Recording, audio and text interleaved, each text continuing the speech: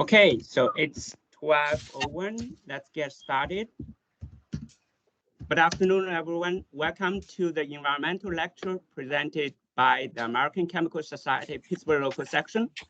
I'm your host, Ronghong, member of the ACS Pittsburgh local section executive board and chair of the environmental group.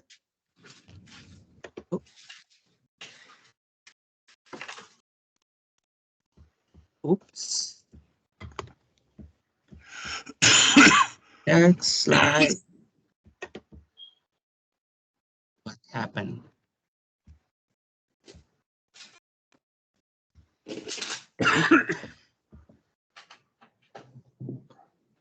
Okay, sorry. Okay. So the environmental group is one topic group within the local section formed with the aim of educating and promoting awareness about our environment. We support a variety of activities. The environmental lecture series is one of the programs we started last year, and this is our 6th lecture so far and first one in 2024. We intend to continue the lecture series with a variety of speakers from different backgrounds and covering various chemistry and environmental science related topics. Just let you know that the lecture is being recorded and will be available online later. I'd like to remind the attendees and future viewers that the views and opinions expressed in this and any future lectures are solely those of the presenters and do not necessarily represent the views of the ACS Pittsburgh local section. And now it's my great pleasure to introduce today's speaker, Dr. Robert Hale. Dr. Hale is professor at Virginia Institute of Marine Science, one of the largest marine research and education centers in the United States, and the College of William and Mary. Prior to arriving there in 1987, he served for 3 years as research environmental chemist at the Mobile Corporate Environmental Health Science Lab in Princeton, New Jersey. He received a PhD from W&M in 1983 and a BS in biology and BA in chemistry from Wayne State University in 1979. His research interests include the sources, fate, and effects of organic pollutants and microplastics in diverse environments. He has published more than 100 articles and book chapters, which have received more than 11,000 citations. Dr. Hale was recognized with the W&M Primary Award for Faculty Excellency, W. Taylor Reverie Interdisciplinary Faculty Fellowship, and Exceptional Reviewer Awards from several journals. His recent review article about a global perspective on microplastics is one of the most cited articles in this field. And aside from teaching and research, Dr. Hale enjoys taking care of his private zoo with 10 horses, 10 llamas, 3 dogs, 2 cats, and 2 rescued green marble parrots. The title of Dr. Hale's lecture today is Microplastic Pollutant, Not Just an Issue for Marine Organisms. And there will be a Q&A session after the lecture. And please submit your question via the chat box, or you can just unmute yourself and talk. So with that, please join me and welcome Dr. Robert Hale. And thank you everyone for joining today. And I hope you enjoy the lecture. Thank you. Dr. Hale, you can take over and share your screen. All right. See my slides okay? Yep. Great. I thought I'd expand the title slightly. I work on a large range of things, but I think the story of microplastics involves a story of plastics and plastic debris. So I thought I'd step back a little bit and give a little background on that. I know some of you folks are much more polymer experts than I am, but for the benefit of the other folks, I felt like I should give a little more complete story, shall we say. So yeah, I'm Rob Hale, I'm a professor. I'm in the ecosystem health section at the Virginia Institute of Marine Science. I'm primarily an environmental chemist, but I've got interests in ecosystem health and human health as well.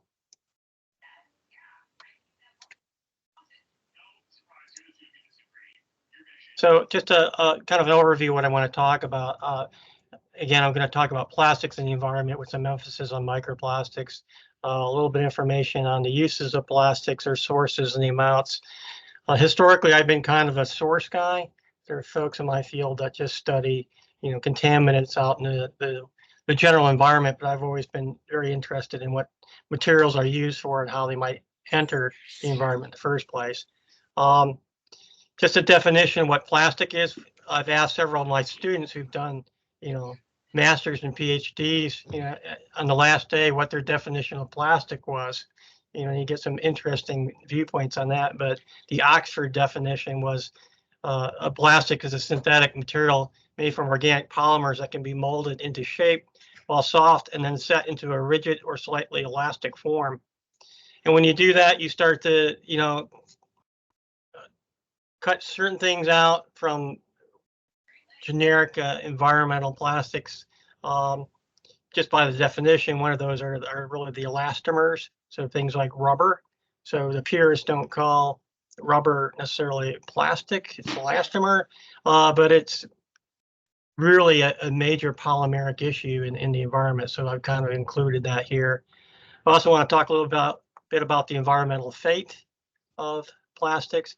And the 500-pound gorilla in the room always is, well, what are the consequences? What are the effects of plastic? So we've done a little bit of work here at VIMS related to that. So stepping back, modern society really is addicted to the use of plastic. So this is kind of a figure here I grabbed out of the literature here, tracing the mass use of plastics from about 1950 to proposed to about 2050. One of the interesting things is I was born in the mid 1950s. I grew up, went to high school in 1970s. If you look at the plot here, looking back, I don't realize how little plastics we were using at the time. Just a minor amount back in the day, back here in the mid 1970s. And it's really ballooned out here. The X is basically where we are today. And the growth in the production of plastics has really been exponential. And part of that is spreading it out throughout countries across the world. So a little table on the right-hand side here is an indication of how much single-use plastic waste is generated by different companies per person. And the developed countries, the Western countries for the most part, really lead the world yet in that. So countries like Australia, United States, South Korea, United Kingdom, Japan, we use a lot of plastics per person. Then you get down to countries like India, and the number per person is quite a bit lower here. These are in kilograms here per person. But countries like India are really expanding rapidly, raising their standard of living. So you can expect to see the number here to increase dramatically, as well as in China over time. So this is going to be feeding, global use for quite some time here. This figure here just shows you kind of the accumulation of microplastics in the environment. You can still see that a lot of them were manufactured years ago, but are still in use.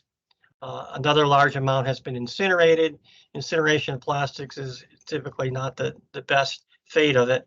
A lot of it's discarded into landfills or just haphazardly discarded. And then I've just put this number for rubber out here, just an indication of how much rubber is being used. This is not included in the original plot here, but on the order of 30 million tons of natural and synthetic rubber being used in 2023. So it's a substantial amount.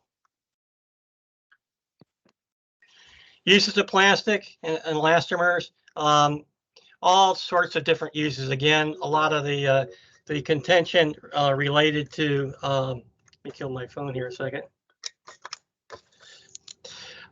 is related to packaging. Everybody talks about packaging in the environment, but in reality, a lot of plastics are actually used in other sectors of the economy. Styles, clothing, basically, electrical supplies, and so on and so forth. So, on the order of between 30 and 40% of plastics produced annually are used in packaging, and the rest is going somewhere else. And so all these different little figures here illustrate some of the everyday uses of plastics that we don't think about, things like furniture and home installation and piping, computers, car interiors. I've mentioned rubber and tires, paints, basically in agriculture, and in the medical industry here as well. Understanding plastic products requires you to understand something about the composition. If you want to know what the fate and the effects are, you have to know a little bit more about plastic. They're not all the same.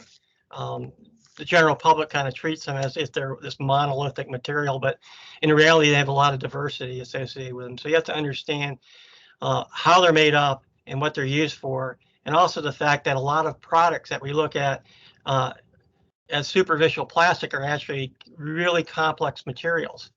They may have different types of plastic. They have other types of materials in there. The good example are things like tires. It's not just rubber. There's also other materials in there as well, or even things like these little juice cartons you can buy.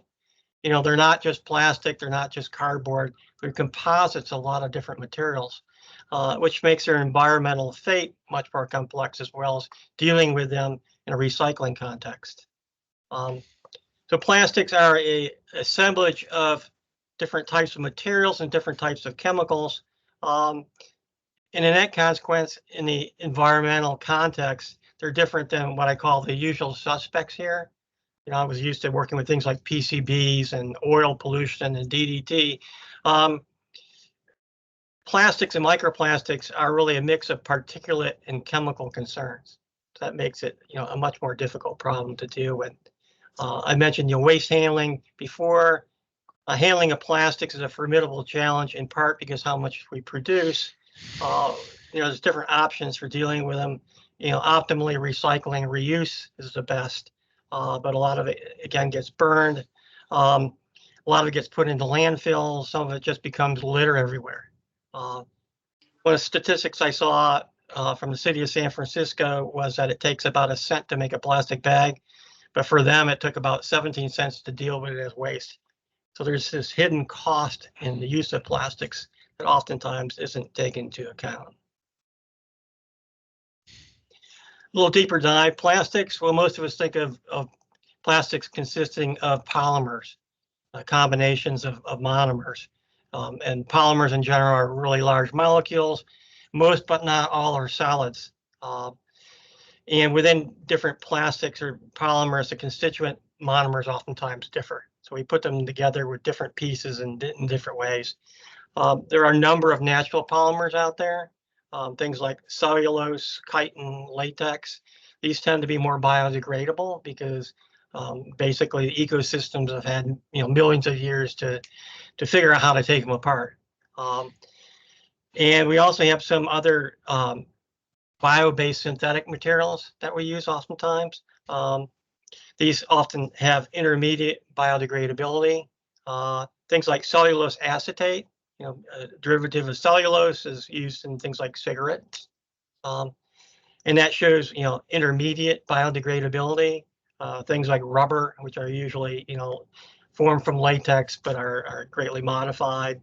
Materials like rayon used in clothes. Again, they're kind of bio-based originally, but we've done a lot of manipulation of those. And then we have what we consider kind of the classic plastics that are based on fossil fuels, things like polyethylene and polypropylene, PVC, polycarbonate, polystyrene, polyacrylate, polyurethane.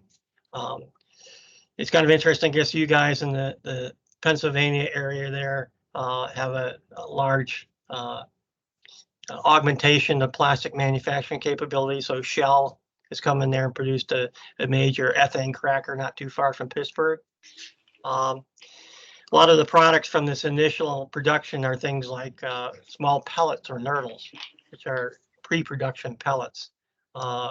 Fibers are something else that are produced, as well as coatings. So plastics exist in a lot of different forms. And that's really important in terms of their environmental fate. One of my areas of interest are additives.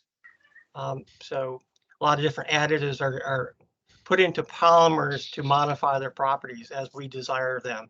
There are also things like fillers and processing aids that also go into the mold when you're making plastic materials. But this is just a laundry list of different additives here, from antimicrobials to flame retardants to pigments to plasticizers. There's all sorts of stuff we put into polymers to make our final plastic product. And one of the interesting things is that a lot of the non-scientists don't really realize is that the amount of additive in these plastics can be very high, easily into the percent range.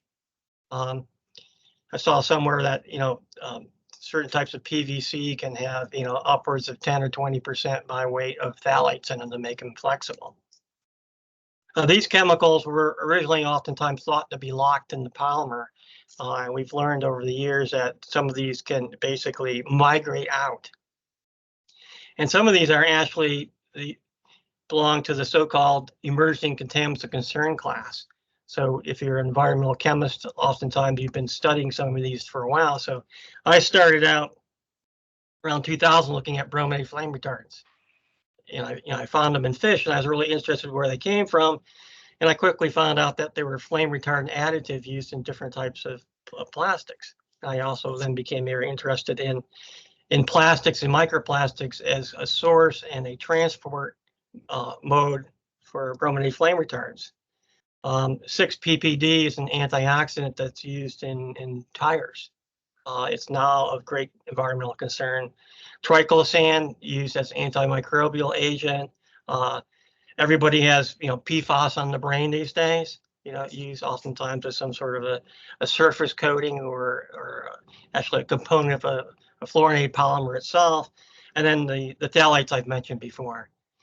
So these can be present in these plastic products at pretty high levels and can migrate out. And what affects how they escape, things like the additive properties themselves. So say brominated flame retardants tend to have low volatility, to be very hydrophobic. So their release is somewhat limited. But other chemicals like triclosan may be more mobile and they have higher water solubility. Another factor that's affecting that is the polymer viscosity. You have to basically break out of this plastic cage you're in here. And so the properties of the plastic make a difference. And then also the size of the particle, this is where microplastics comes in, is if I'm in the center of a particle, I've got a certain distance I have to migrate out in order to get out in the environment. And if my particle is very small, my distance is short. So things like microplastics have a greater potential to leach out because that short distance and their high surface area than say a more monolithic, larger piece of plastic. And then the ambient environmental conditions makes a big difference. What the temperature is, what else is in the water or in the air, whatever environment you happen to be in. So all these are very important in terms of the migration potential of additives. Just some definitions. Folks talk about macroplastics. These are usually materials that are greater than 5 millimeters.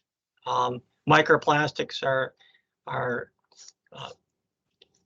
plastics that are smaller than 5 millimeters. And I think this definition was actually originally based on the size of a knurl. It's oftentimes 5 millimeters, a pre-production particle. People fight over where nanoplastics start. I always like 1 micron because it's a nice round number. Other people say 0.5 or 0.1 or something like that. But one of the important things is nature itself doesn't really care how we define it. And there's basically a continuum from macro to nanoplastics.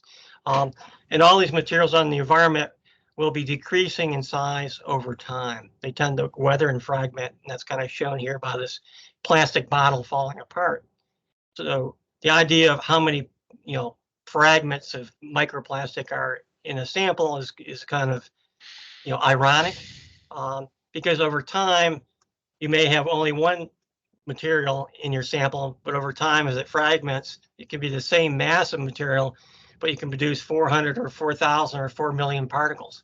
What's the right answer?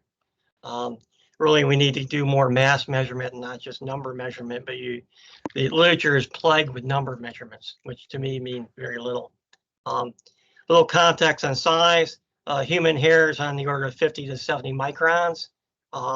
Again, microplastics are less than 5,000 and usually greater than 1 micron.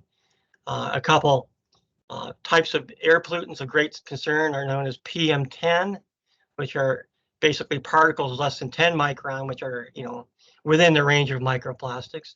And PM 2.5, 2.5 microns, which is also, would be considered, if it were plastic, a microplastic.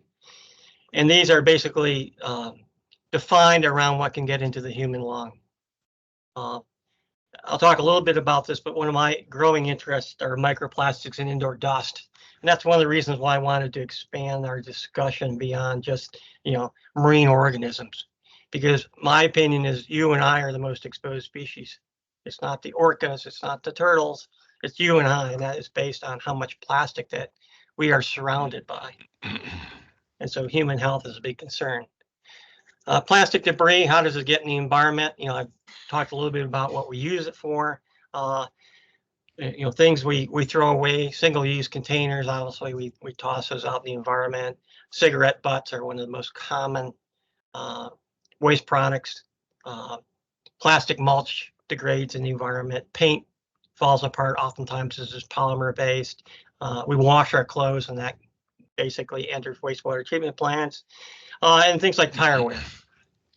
Other examples, structure in wildfires, I think, is under valued in regards to the release of plastic debris, microplastics in the environment. Things like storms and tsunamis. So you look at what's going on in Southern California now. Huge amounts of debris is just being washed around the cities. Things like ship losses during transport, loss of fishing gear, all sources of plastic debris in the environment, which either directly or indirectly becomes microplastics. Wastewater treatment doesn't produce microplastics, but does release some. So most plants in the United States are so-called tertiary treatment plants, and they remove about 90 to 95% of microplastics from the water before it's discharged. But most of those microplastics end up either floating in a film of oil and grease on the surface, so-called fog, or are sedimented into the sludge. And then we are reusing that material now as an agricultural fertilizer. So locally, you have your Alco-Sand treatment operations there. They produce something called algal soil, and about 68% of the sludge that's produced in Pittsburgh in those facilities is now land applied as an agricultural amendment. So those microplastics are coming along for the ride into that terrestrial system. Stormwater, things like surface runoff, combined sewer overflows are a plague for treatment facilities. That results in direct release of wastewater and microplastics to the environment. And something else interesting, there are some facilities in the United States that are allowed to treat to only primary standards under what's called the Clean Water Act's 301H waiver. The idea is that these facilities discharge into waterways that can assimilate waste. There may be a lot of flow in there, a lot of dilution. So places like San Diego, which no longer could do it, previously could, but Anchorage, Alaska, only primary treatment in Canada. Montreal, Victoria, Vancouver historically did that.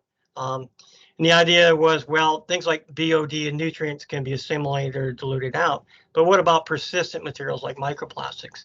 They're just going to be dispersed in the receiving environment. So that's a point of interest.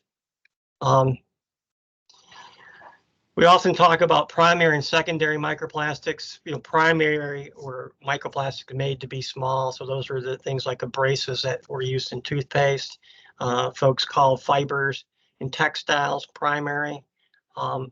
Most microplastics in the environment are so-called secondary microplastics. They're fragmentations of larger pieces, and things like abrasion or UV weathering or biologically mediated impacts can produce basically fragments of macroplastics. And I illustrate this here from some pictures from Alaska, which shows marine plastic debris that was washed up on beaches, and animals came in and started chewing on it.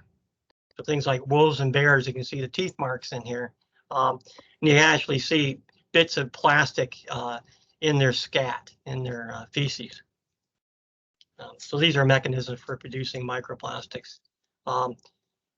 Size and shape of microplastics makes a great deal of difference in regards to how they're transported. Plastics themselves tend to be very light. You make light and small, and you've got a particle that can be blown around the globe. And small particles typically become very numerous. So there's a lot more small particles than large particles. From kind of the physical standpoint, small particles have tremendous surface areas, illustrated in this little figure here. That makes them more reactive in the environment. So if you're concerned with things like leaching of additives from plastics, it only gets worse when the particle gets smaller. The same thing goes for absorption. Absorption, you've got a lot of surface area to absorb on. From a biological standpoint, very small particles, a lot more animals can eat them. Small animals like this little shrimp now can eat plastics that normally are too big for it.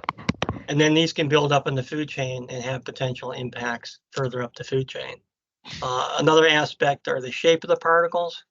So they can be spherical, they can be fragments, they can be films, they can be basically foams, they can be fibers. All that makes a big difference in how they're transported and what their fate and effects are. More complexity, microplastics and plastics weather. So things like oxidation occur, this chemically changes them, and then they physically will fragment. They also can be subject to some degree of biodegradation depending on what sort of plastic it is. And films can form on plastics, and materials that otherwise would float now sink because they're weighed down by the biofilm on it. So microplastics and nanoplastics are everywhere. Nanoplastics particularly, but we typically can't measure them. So you see articles here about microplastics in Antarctic snow, in the deep ocean. Now when people, lots of stories about, well, I found it in this organ or that organ. And to me, these tend to be a little bit of a Where's Waldo operation here. It's like, well, okay, we find them everywhere, so what? In terms of analysis, since you guys are chemists, all the chemists like to, do chemical analysis is what we live by. But individual environmental samples can have thousands to tens of thousands of microplastics, in a kilogram of sludge or something like that, along with a lot of other stuff we have to get out of the way. And in terms of what we'd like to know, well, of course, we'd like to know the polymer composition of those particles, the additive components, their size and shape, their number to a degree, and their mass. So that's a lot of information, and we really find that no analytical approach alone can give us all the information. We do things like apply Raman spectroscopy, micro FTIR, laser direct IR. Now I've got one in my lab right now. Things like pyrolysis, GCMS. We throw a lot of different technologies here, but at the end of the day, no one can do it all. We have to apply multiple ones, which gets very time consuming and expensive. Evolution of our understanding. Once upon a time, we thought, large debris was a problem. We saw litter, that was a problem. We saw turtles wrapped up in a fish net, that was a problem. Now we understand that just fragmentation itself may make the problem even worse, because now we get microplastics and nano debris. And these can interact not only with the large organisms, the filter feeders there, but also small as well. Back when I started at Mobile, when I saw a polymer in the composition of a mixture, it was like, oh, that's inert. I don't have to worry about that. So we thought plastics, really had no toxicological effects themselves, except when somebody, strayed into a net. Now we started to understand that microplastics may alter community structure, microbial community structure, and nutrient processes. So I can, you'll have the slide so you can look up these refs if you're interested. A lot of folks still believe all plastics float. If they don't chemically degrade, they're forever. They only fall apart. And now when you actually look at the diversity of plastics, you see many of them sink, particularly after they've been, biofilm when growth is occurred on them. They can be chemically altered. They can release their additives to the environment. Just a few years ago, I had kind of a debate with someone in Environmental Science and Technology, the journal, about whether we should worry about microplastics at all. You know, and their argument was, well, contamination levels are below toxic effects thresholds. So, you know, why worry about it? We got bigger things to worry about. One of the issues is our methods are really terrible. So we don't really even know how much there is, but we can pretty much guarantee that there's more than we think there are. We have really inadequate information on toxicological effects, which we really need to look at. And this includes interaction with other stressors. So the real world has lots of different stressors in it. So the question comes up, what is an environmentally realistic microplastic concentration? I get this from my students a lot. You know, so if you want to do a tox study, what should I expose my graders to? As I mentioned, our sampling analysis methods typically miss the small stuff, which may be more toxicologically relevant. We don't really know. You know, when you're trying to figure out what's environmentally realistic, microplastics are not homogeneously distributed in the environment. So where you take a sample makes a big difference, and where you live as an organism makes a difference. I mentioned this before, particles fragment continuously over time. So the abundance or number in a sample is a moving target. You know, it's not a constant. Mass probably much more constant, although not always the case. And again, this issue about where production is going up exponentially. So what might be a realistic number today may not be a realistic number in terms of environmental concentration a year from now. Effects, just a little bit about effects here. Again, we can have these physical interactions of microplastics like injection of particles, entanglement if you're a very small organism, and there's some papers, paper referenced here. The additives are of great importance to me, of interest. So leachable microplastic additives. Some of these are really problematic chemicals, like endocrine disrupting phthalates, bioaccumulative flame retardants. I mentioned the PPDQ, which is causing havoc in salmon in Washington State. Microplastics can alter microbial community species and nitrogen cycling. So we did some work here at VIMS, and here's a link to that paper if you're interested, where we saw that different types of microplastics actually change nitrogen cycling in sediments. And I'll talk a little bit about this. Microplastics interact with disease to increase mortality in fish. We just published this in Science and the Total Environment this last year. So this is a little information on that last study we did. We were funded by NOAA here, and we were interested in whether microplastics in the virus, when you co-exposed them, increased fish mortality and disease. And we picked a nice fish here, the rainbow trout. Everybody loves the rainbow trout. We had a guy who's an expert on the disease trout interaction. The virus we used is this IHNV virus here, and it's a big problem for salmonid fish, particularly in the Pacific Northwest. So we have the ability to expose fish here in Virginia to this virus. This was kind of our experimental setup here. Lots and lots of fish tanks, lots and lots of fish. So we had 68 tanks in just one of our experiments with 1,340 fish in it. So each tank had like 20 fish in it, and these were our treatments. Half our fish were not exposed to virus at all. Half of them were exposed to virus, and then a quarter of them were exposed to nylon. So you had nylon with and without virus, and polystyrene with and without virus. And then spartina is actually a marsh grass. So we wanted to have a natural polymer in there. So we ground up this spartina grass and used that in there. And then we had a treatment that had no particles at all here. So a lot of taking care of fish here. Very quickly, our results are shown here. Percent mortality on this axis are different treatments here, like no virus, no microplastics, microplastics only, virus only, the spartina plus virus, polystyrene plus virus, and nylon microfibers plus virus. And basically what we saw is that no virus, no microparticles, all our fish in all our tanks that got that treatment survived. When we exposed them to microplastics alone, and we used 3 different concentrations, some of which you would view as environmentally not realistic because it was high, we essentially had no real mortality in those fish. The microplastics alone didn't kill them. Virus alone killed about 20%, but then when you started combining that with different types of particles, you saw the mortality rate increase drastically from even the Spartina to polystyrene to the highest, which were the nylon microfibers, which they had about 80% mortality in there.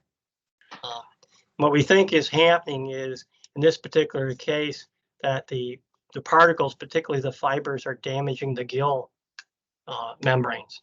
And this is providing an avenue for the virus to enter and causing mortality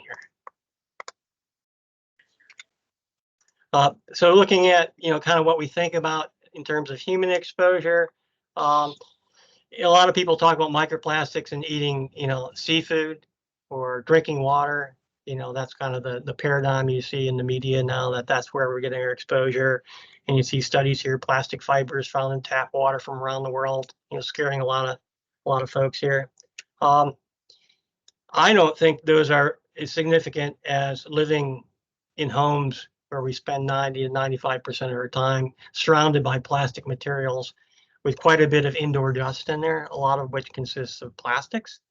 And so I think this combination of exposure to microplastics and the additives that we have in these materials is presenting probably a bigger health risk to you and I than what might be in water bottles or in, the shellfish dinner you had on Friday.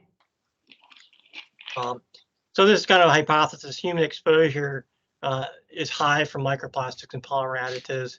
We ingest and inhale dust, which includes microplastics. And there's some studies now coming out trying to get a handle on that. So here's a study from China here looking at different types of microplastics in dust. They found PET in dust up to 120 grams per kilogram, mostly fibers. I mean, a huge amount of PET microplastic there. They're starting to look at things like the human lung, what's in the fluid in the lung here, and they're seeing it's actually kind of interesting. They're reporting different types of polymers than what are usually found in dust. Things like polyurethane, polyester, and chlorinated polyethylene. And then another study here, again looking at lungs, where they're finding a slightly different list of microplastic polymer types here. So obviously a lot more work has to be done on this, but again, I think our exposure is different than it might be out in open environment and much higher in terms of the indoor environment. I'm going to just go over this next little section really quick because I think I only got like 6 minutes before you want to do your Q&A. So for the chemists in the audience, we did some work funded again by NOAA looking at polymer additive release here.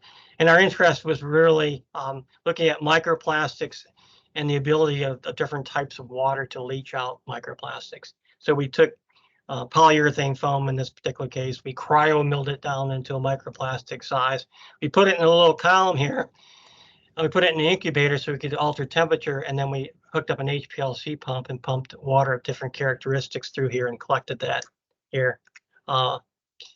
And the polyurethane foam we used was actually obtained from some gymnastic foam pits, the things that gymnasts land in, children play in.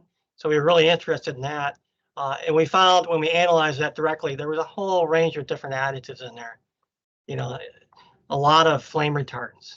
And the concentrations of flame retardants added up to on the order of 3% by weight. So, a significant amount of those. This flame retardant actually has now been taken off the market, but it's still in use products, and it's still in products that are remanufactured from old material here. So that's what the red here is basically. Things like carpet underlayment are oftentimes remade polymer materials, and they will carry the signal of the original product, even if that additive has been taken off the market. Just very quickly, and again, you can look at these slides later, but the take-home message here is in the water leachate, and this is the concentration here in parts per trillion on a log scale. When you change the temperature of the leaching water, you saw increasing amounts of these hydrophobic flame retardants coming out. This is exponentially increasing here, going from 4 to 40 degrees C. Just for context, the water on floor in the summertime is not about 40 degrees C. The water in your washing machine is typically about 40 degrees C. So these hydrophobic ones came out pretty easily. These hydrophilic ones, temperature had no difference on it. Notice the difference in scale here. It's 10 times higher, but they were coming out of the water because they were relatively water soluble, no matter what the temperature was. So that's getting out in the environment. We also looked at dissolved organic carbon, or DOC here, again at different levels here, just for reference. The humic acid concentration in a landfill leachate is about 100 milligrams per liter, which is what our upper level was here. And you see the same pattern here. The hydrophobic chemicals are increasingly leached out of this plastic by the humic acid, and actually much more so than they were by the temperature alone. While these hydrophilic ones come out pretty easily, regardless of how much humic is in there. Then we also looked at digestive fluid. So we found a study where they had characterized the digestive fluid of basically a benthic aquatic worm. And so we cooked up that little recipe here. And we did the same experiment with these two basically digestive aids here, sodium taurochlorate and sodium dodecyl sulfate, at just one concentration that mimicked what was in the worm. And we saw basically the digestive fluids were much more effective at leaching out these hydrophobic brominated flame retardants. Didn't make much difference for these very hydrophilic ones, but again, concentrations are much higher. So they're easy to get out. Also, kind of interesting, we leached this stuff. All the other ones are done for 24 hours or snapshots. We did the same thing. We took 24-hour samples over 10 days. And this is concentration and leachate here again of these hydrophobic contaminants. And I expected the lines would go straight down because the material would be, leached out of the surface of the particle, and then the stuff in the interior wouldn't really get out. These lines are actually quite flat over 10 days, meaning that the materials continually to come out under these somewhat rigorous conditions over 10 days. So I called that the gift that keeps on giving in the environment. So it has consequences in terms of fish and people's exposure. Here's a paper we published just a few years ago looking at these brominated flame retardants and other halogenated flame retardants in the dust, in the respirable, inhalable particles, and the foam at a gymnastics studio. Again, we were looking at this time at the flame retardant additives. But again, when you start thinking about how this stuff leaches out and potentially could get in the human body, it kind of puts a bigger picture together. And this is just a little meme that somebody had here about the potential effects of some of these chemicals on humans. Things like, here's my brominated flame retardants causing neurodevelopmental problems, pesticides, bisphenol A, different types of additives and other chemicals here. So my conclusions and open it up to questions. I think I'll be pretty much on time here. Take-home messages: plastics encompass a widely diverse group of chemicals, polymers and additives with lots of different physical attributes. And you can't lump them all in the same bin and talk about plastics in the environment. You really have to start parsing out what kind of plastics they are. Microplastics are formed continuously from larger materials, be they products themselves or fragments. And over time, they continually decrease in size and get smaller and smaller and smaller. Human indoor exposure to microplastics and polymer additives, in my opinion, is underappreciated. The idea of what's in dust and how we get, inhale and ingest dust is really important here. And then the take-home message in regards to toxicological effects. We need a lot more information on what different plastics do and different additives do, so we can decide which are the most problematic types of plastics and kind of triaging the environmental problem, with some logic, as opposed to saying, well, we have to get rid of all plastics. That's not going to happen. We may need to re-engineer chemically certain types of plastics that are absolutely critical to us to make them less toxicologically relevant once we understand what their toxicology actually is. So with that, I think I'm at 12:46.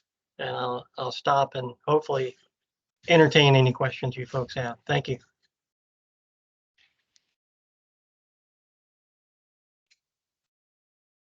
Thank you, Dr. Very, very interesting talk. So Now we're open for questions. Sure. Can I ask a question? Yeah, go ahead. So when you're looking at the toxicological effects of some of these polymers, did you, or some of the additives, did you ever look at doing a typical toxicological study?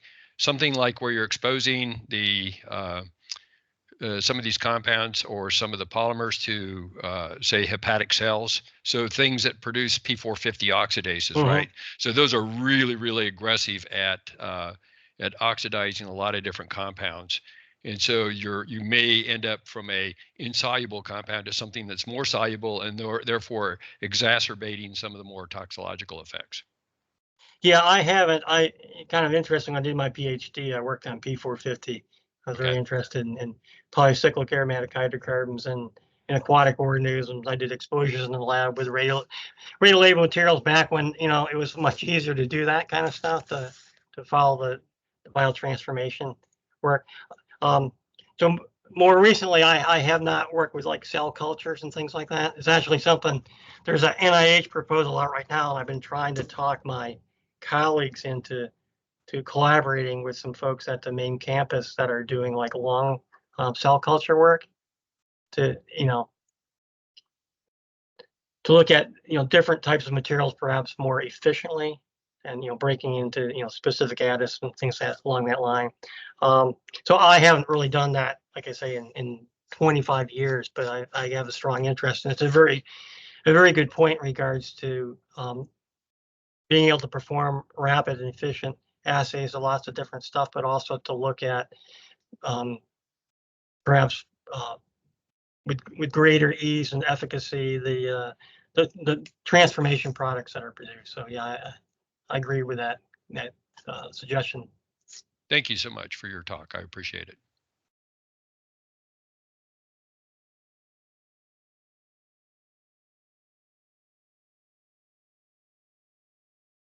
Any other questions from the audience?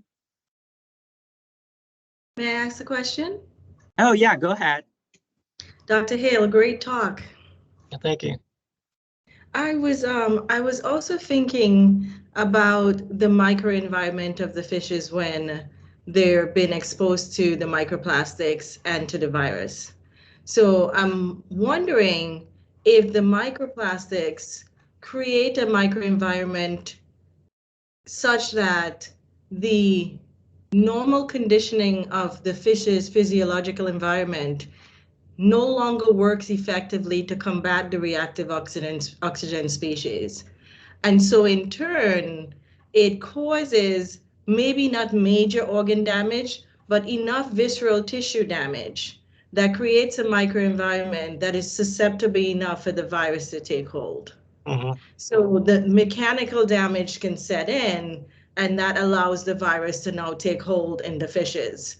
And the reason I'm thinking about this is because I'm thinking back to sub-Saharan Africa, where we have people there that have a natural deficiency in pyruvate dehydrogenase complex, and they have natural protection from malaria because their microenvironment against ROSs sets them up to be protective against malaria. So I'm thinking it's a similar kind of process, but flipped for what's happening with your virus, where it's the microenvironments that's supporting growth of the virus because the ROS species is not being combated fast enough and it's sticking around a lot longer.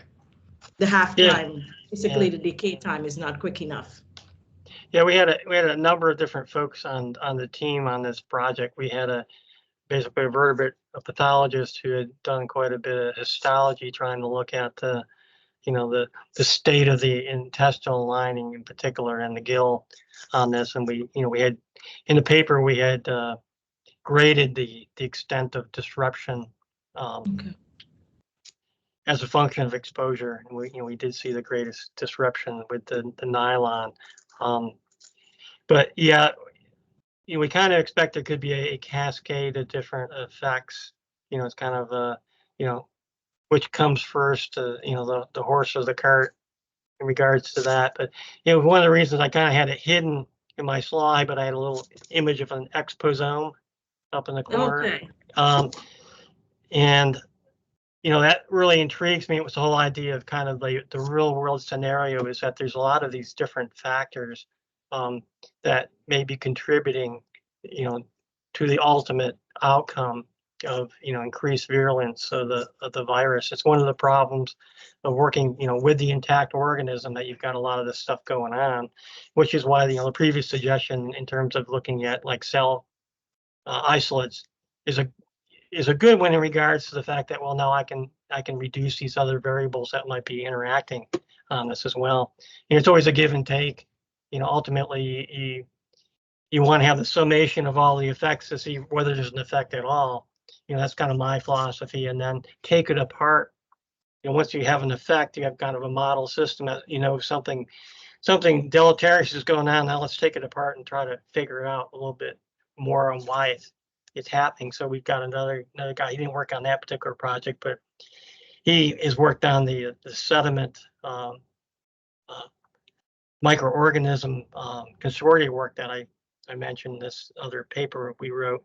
And he's very interested in things like the microbiome of the intestinal tract, which is obviously going to vary depending on where you are, Right. geographically as a human being. And I helped and co-authored a couple papers that were out of China that were starting to look at mammalian systems in terms of, microbiome and other biochemical influence of that. But I can claim not to be an expert in that area. Like I say, my deal is more like the additive microplastic end of things. But I've got a very strong interest in biochemical and toxicological effects. I always thought things like metabolomics, applied to this problem would be great. I'm trying to talk. I got my one student who actually was the first author on those papers. She's just returned to VIMS as she will be, once I retire, which is going to be in a few years, right now our lone standing environmental chemist. And I keep trying to nudge her towards, metabolomics as being a great area, and that, like I say, can help tease some of these other effects out. But yeah, it's great suggestion, great observation. Very intriguing. Great talk. Thank you. You're welcome.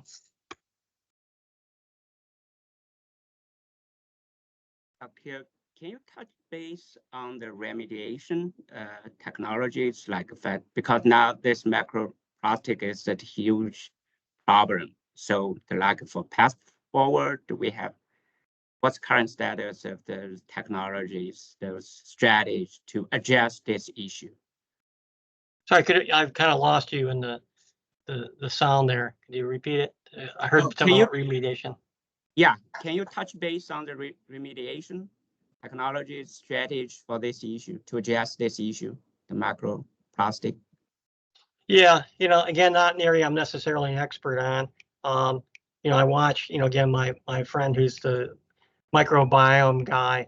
I've tried to push him a little bit in regards to microbial degradation of plastics, and clearly there's been a number of papers that have come out about microbial degradation of certain polymer types, PET being a classic one. Again, that's one of the reasons I kind of stuck in the business about the biopolymers and the natural polymers. It seems that structures that we synthesize that are reminiscent of those biopolymers have a greater propensity for biodegradation, like PET. Most papers I see, the headline will say, microorganisms can, degrade plastic. Researchers find, and it's usually PET. So I think, one of the important things is we have to re-engineer plastics to be more biodegradable from the start, which again is another reason why I spent some time talking about polymer composition in the beginning, as opposed to trying to remediate or find novel approaches to remediate materials we've already produced. We'll probably make some headway on that, and I saw some of the work that was done about trying to take polymers apart, and separate them out and reuse the materials. Again, something I'm not an expert on. But again, it's kind of a horse and cart thing to me. They tend to, my understanding is they tend to be quite energy intensive, and one of the big values of plastic society is that they're so cheap to manufacture. In which case that's one of the reasons it's kind of taken over a world with that exponential. And certainly they serve a lot of value in regards to protecting our food, protecting our water, allowing us to transport material at lower cost. And that's been kind of a gift and a curse. I think part of the problem is that the cost of plastic has been so low that no one really cared about it as a after the fact resource. And so a lot of effort wasn't really put in terms of reuse or recycling the material. But it's allowed us to use it willy-nilly in terms of, plastic water bottles to send them around the world in cases of a disaster. So that's been a great benefit there. But right now, which is the case of all emerging, activities, I think it's quite expensive to process that material, which now makes it economically disadvantaged. So again, I think we really need to start at the beginning if we're going to solve the problem with the redesign of the plastics, which will probably cost more money, but then we have to build that cost into the overall product cost. And again, it's one of the reasons I hit that 1 cent versus 17 cent cost from San Francisco for dealing with a plastic bag, is that folks will look at the 1 cent cost and say, well, it's really cheap to have plastic. But the community then ultimately has to pay the 17 cents a bag to deal with the problem after the fact. So that 17-cent cost doesn't always go into the economics of the overall strategy of plastic production. And I think if we have, better, more expensive plastics going in, the cost will be leveled off. We'll have a more level playing field. So again, that's my feeling on the problem, is we have to do it on the front end and not just the back end. Okay, I guess we have time for one last question. Any question from the audience? Okay, Dr. here.